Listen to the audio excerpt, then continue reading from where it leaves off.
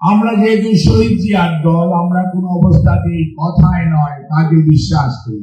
জিয়াউর রহমান যেমন স্বাধীনতার ঘোষণা দিয়ে বসে থাকেন নাই, আত্মসমর্পণ করেন নাই, পালিয়েও যায় না, এমন অস্ত্র হাতে যুদ্ধ করে দেশের স্বাধীনতা দিয়েছে এবং দেশের প্রয়োজনে দেশের মানুষ 1975-এর 7ই নভেম্বর সিপাহী জনতা বিপ্লবের মাধ্যমে বন্দি দশা থেকে বের করে নিয়ে এসে শহীদ জিয়াকে দায়িত্ব দিয়েছে।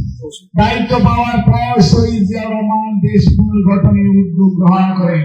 সর্বোপরি বাংলাদেশের কৃষিকে আধুনিকায়নের জন্য উদ্যোগ গ্রহণ করেন, যার কারণে আপনারা দেখেছেন ওই সময় সর্বপ্রথম বাংলাদেশ থেকে চাল রপ্তানি হয়েছিল 1979 এবং 80 সালে।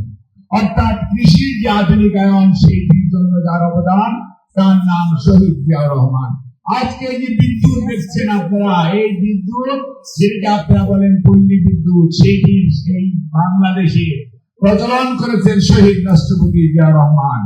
আজকে আমরা যারা শার্ট কাপড় পরি, আমরা বলি আমাদের অনেক গার্মেন্টস রপ্তানি হয়, আমাদের অনেক মা বোনেরা ছেলে মেয়েরা চাকরি করে ঢাকায় অথবা ঢাকার আশেপাশে বিভিন্ন শহরে, চট্টগ্রামে, খুলনায় এবং জয়দেবপুর সহ বিভিন্ন গাজীপুর সহ 40 লক্ষ মা বোনেরা আজকে কর্মে নিয়োজিত আছে এবং গার্মেন্টস রপ্তানি করে। সেই রপ্তানি শহীদ জিয়ার আমলে প্রথম ফ্রান্সে রপ্তানি হয়েছিল 10,000 পিস শার্ট।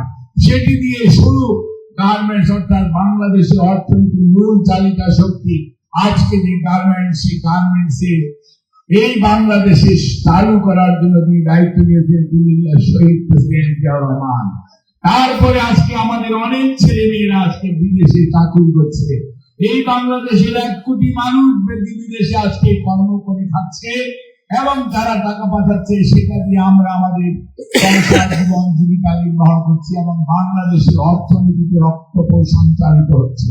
অর্থাৎ বাংলাদেশের উন্নয়নের অগ্রগতি 3টি খাত। একটা হচ্ছে কৃষি, তার পিছনে জিয়াউর রহমান; একটা হচ্ছে গার্মেন্টস, তার পিছনে জিয়াউর রহমান; একটা হচ্ছে রেমিটেন্স, যেটা বিদেশ থেকে টাকা আসে, তার পিছনে জিয়াউর রহমান। অর্থাৎ বাংলাদেশের অর্থনীতি পুনর্গঠনে যে মানুষটি সবচেয়ে অবদান, তিনি হচ্ছে জিয়াউর রহমান। যে দলটির অবদান, তার নাম বাংলাদেশ জাতীয়তাবাদী দল।